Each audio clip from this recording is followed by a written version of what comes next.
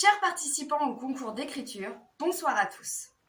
Bienvenue à la cérémonie de remise des prix de la 3e édition du concours d'écriture organisé par la médiathèque de Crépy-en-Valois. Cette année encore, nous nous réjouissons du nombre de participants. 110 manuscrits réceptionnés qui témoignent d'un succès encore plus marqué que l'an passé. Nous avons reçu des candidatures de toute la France métropolitaine, mais aussi d'horizons plus lointains. La Guyane, la Guadeloupe, l'Algérie, la Suisse, Prague ou encore le Congo. Et s'il faut bien des gagnants, je tiens néanmoins à remercier l'ensemble des participants. Passons maintenant au rappel des modalités de participation. Le concours était ouvert à toute personne des 16 ans, écrivains et amateurs. Les textes devaient nous parvenir entre le 23 janvier et le 23 avril 2023 inclus et être écrits en langue française. Le thème de cette édition 2023 était l'écho. L'œuvre pouvait prendre toutes les formes possibles. Lettres, nouvelles, poésie, planches de bande dessinée, peinture ou encore origami. Les contraintes étaient les suivantes. Il fallait donner un titre à son écrit, insérer 3 mots qui ne devaient comporter aucune modification. Les 3 mots étant les suivants. Perle, insupportable, possible. Et il ne fallait surtout pas oublier de les mettre en gras soulignés. Le tout sur une page A4 recto maximum et dactylographié dans la police indiquée. Pour rappel, les fichiers au format PDF et ceux écrits à la main n'étaient pas acceptés, sauf pour les œuvres graphiques. Le jury s'est réuni le lundi 12 juin afin de sélectionner les lauréats. En voici les membres.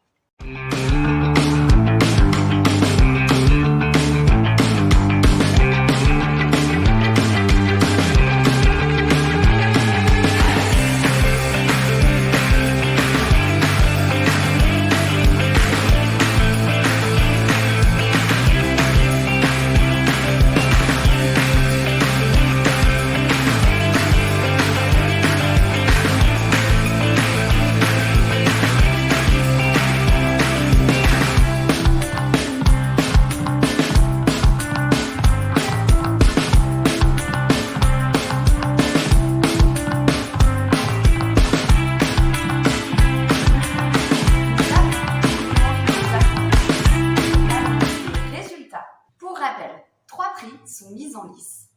Le prix de la musicalité, le prix de l'originalité et le prix coup de cœur du jury.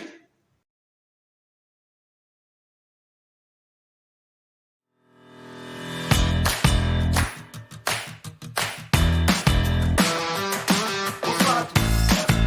Je suis en charge de vous présenter le prix de la musicalité. Alors, le prix de la musicalité, c'est des textes qui sont légers comme une plume et qui volent, et avec des rimes, éventuellement des allitérations, des consonances, voilà, plein de choses qui font que la phrase est musicale. Et le prix est attribué à Perrine Lépolard pour son œuvre « La voix en moi ». La voix en moi. Elle est toujours en moi, tu vois, loin dans ma tête, cette petite voix. Elle est la seule en qui j'ai foi. Elle me guide, résonne en moi. Si tu crois que c'est possible, alors fonce et fais le vide. Si tu penses être invincible, ne crains plus la pluie acide. Insupportable si je résiste, elle me prouve chaque jour que j'existe. De mes démons, elle dresse la liste. Elle me confronte, moi, l'égotiste. C'est mon écho, c'est mon credo.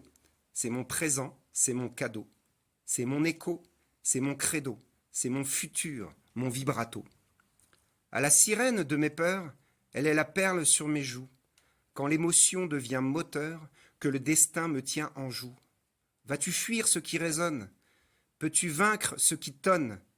Au fond, plus rien ne t'étonne, à toi de jouer quand y a mal donne. Elle met de la lumière sur mes ombres, m'aide à penser que tout peut changer, que l'avenir n'est pas si sombre, que c'est à moi de tout créer. C'est mon écho, c'est mon credo, c'est mon présent, c'est mon cadeau, c'est mon écho, c'est mon credo, c'est mon futur, mon vibrato.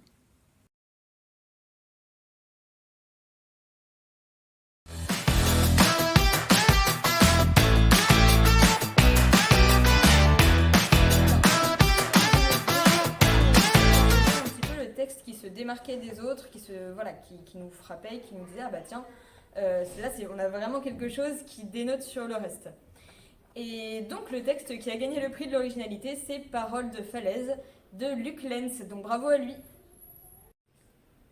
Paroles de falaise de Luc Lenz. Je le reconnais, ce n'était pas très malin. Quand il a crié son prénom depuis le sommet de la falaise, j'ai pas pu résister, j'ai fait l'écho. Il faut dire que les occasions de rigoler ne se bousculaient pas à Coutignac. Malgré toutes mes bonnes résolutions de fille rebelle, je m'étais une fois de plus laissé embringuer par mes parents pour 2 semaines de camping à la ferme. À 17 ans, c'était vraiment la honte. Les seuls jeunes sur place étaient une bande d'ados à peine pubères, 3 garçons et 3 filles de 12 à 15 ans. Pour tromper mon ennui, je passais 1 heure avec eux de temps en temps. Ils traînaient généralement devant le bar-épicerie au pied de la cascade ou sur la falaise qui surplombait la vallée de Bassol. Le plus insupportable était un dénommé Matisse. Il se prenait pour le chef parce qu'il était le plus vieux et le plus casse-bonbon. Il a même essayé de me draguer. Qu'est-ce qu'il s'imaginait, je prends pas les bébés. En dehors de la lecture, je passais le plus clair de mon temps à faire de l'escalade en solo. La falaise n'était ni très haute ni très compliquée. C'était du tuf, un vrai gruyère, constellé de trous et de grottes creusées par l'érosion. Je fais du bloc toute l'année en salle, je suis même une championne. Ce coin était un jeu d'enfant pour moi, même sans matériel. Je reprenais justement mon souffle, lové dans une des niches qui trouait la paroi, lorsque j'ai entendu Matisse. Il devait être 5 ou 6 mètres plus haut, sur le bord de la falaise. De là où il était, il ne pouvait pas me voir. Comme un couillon, il gueulait « Oh hé !» Il ne risquait pas d'avoir une réponse. Il n'y avait rien pour envoyer le son à cet endroit. À défaut d'écho, il s'est dit qu'il pouvait au moins lancer son merveilleux prénom à la face du monde en guise de cri de guerre. Matisse! Je me suis cru maligne en voulant lui donner une petite leçon. J'ai mis mes mains en coquille devant ma bouche et j'ai répondu Marie, Marie, Marie. Comme l'aurait fait tout écho digne de ce nom, en diminuant le volume à chaque fois. Marie était la brave fille du groupe. Pas vilaine, mais un peu boulotte et le visage parsemé d'acné. La cible parfaite pour un crétin du genre de Matisse. Après un temps, Matisse a crié de nouveau son prénom. J'ai répondu de la même façon. Nouvelle pause. Il a alors lancé un Marie, auquel j'ai répliqué aussi sec par une cascade de Matisse. Ensuite, il m'a surpris avec un Sarah, le prénom d'une autre fille du groupe. Je n'ai pas bronché, j'essayais d'imaginer sa tête. Enfin, il a enchaîné 2 Marie et un Matisse. Comme pour vérifier qu'il avait bien entendu la première fois. C'était vraiment trop drôle. Pas une seconde, je n'ai imaginé qu'il soit possible de prendre au sérieux un écho aussi peu fidèle. Pourtant, dès qu'il m'a vu le lendemain, il m'a foncé dessus. J'étais persuadée qu'il allait me faire une grosse tête à cause de mes blagues. Pas du tout. Dernier regard, confirmé par une perle de sueur roulant sur son front, il m'a avoué qu'il avait eu le coup de foudre pour Marie, mais qu'elle l'avait sèchement remballé. Il ne savait pas comment s'y prendre. Pauvre Marie, dans quel guêpier l'avait chouré. Pendant un bref instant, j'ai eu envie de mettre mes mains devant ma bouche pour lui dire d'une voix caverneuse de foutre la paix à cette fille. Outre que j'allais m'en prendre une, je me suis dit qu'il y avait peut-être une meilleure solution. Tu sais ce qu'il faut faire? Cueille un bouquet de fleurs dans la prairie d'à côté et va lui demander pardon à genoux pour toutes les conneries que tu lui as dites. Si elle refuse de te pardonner, disparaît de sa vie. Si elle accepte, dis-lui que tu voudrais mieux la connaître, savoir qui elle est, ce qu'elle aime, ce qui la fait rêver. Surtout, ne parle pas de toi, sauf si elle te le demande. Je connais pas la fin de cette histoire, on est reparti le lendemain. Au moment des adieux, Marie s'est approchée discrètement de la voiture, un sourire au coin des yeux. Et elle a mis ses mains en porte-voix autour de sa bouche, et elle m'a chuchoté « Merci, merci, merci ».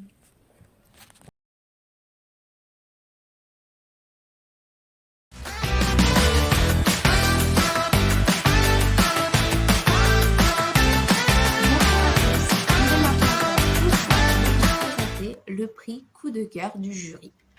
Le prix coup de cœur du jury est décerné à un manuscrit qui nous a fait ressentir quelque chose, qui nous a fait vibrer. Et cette année, c'est avec une forte majorité que nous décernons ce prix à Bernard Delmotte pour son manuscrit Au cœur de la nuit.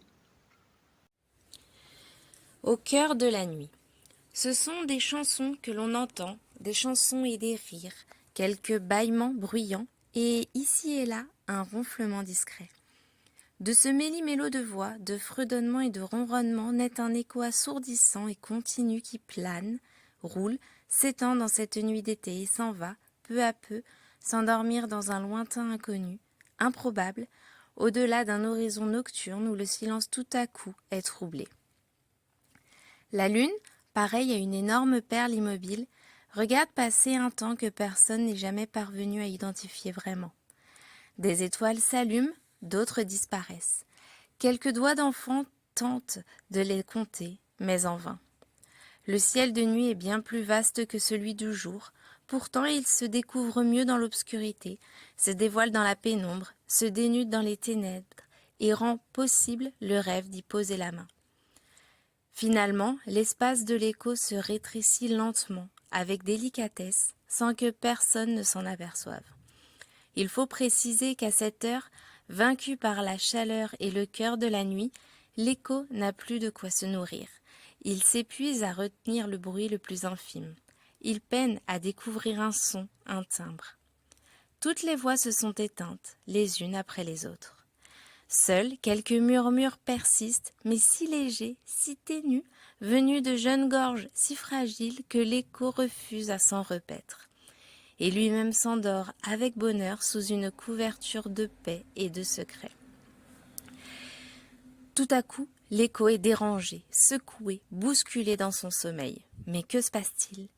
L'écho ne peut réfléchir, ni analyser, ni comprendre. Son rôle est le colportage. À peine éveillé, encore tout engourdi, il se met à l'ouvrage, les yeux à peine entr'ouverts, des rêves de douceur encore présents dans sa mémoire éphémère.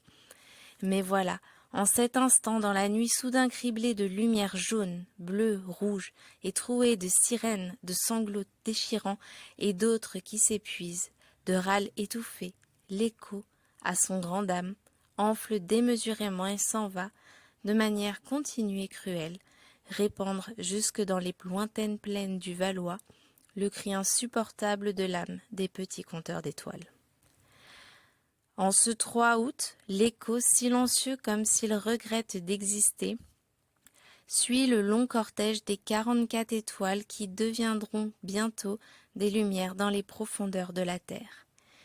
Mais finalement, qu'importent les états d'âme de l'écho, il aura beau souffler, crier, vociférer ou même gémir, il ne parviendra jamais à faire oublier qu'il fut, est et sera celui qui sait mais reste à jamais sans réponse. C'est ainsi que s'achève la remise des prix de la 3e édition du concours d'écriture de la médiathèque de Crépy-en-Valois. Donc merci encore pour votre participation, félicitations aux gagnants. Et donc vous pouvez retrouver les 3 textes lauréats sur le site internet de la médiathèque, évidemment, ainsi que sur les réseaux sociaux. À bientôt!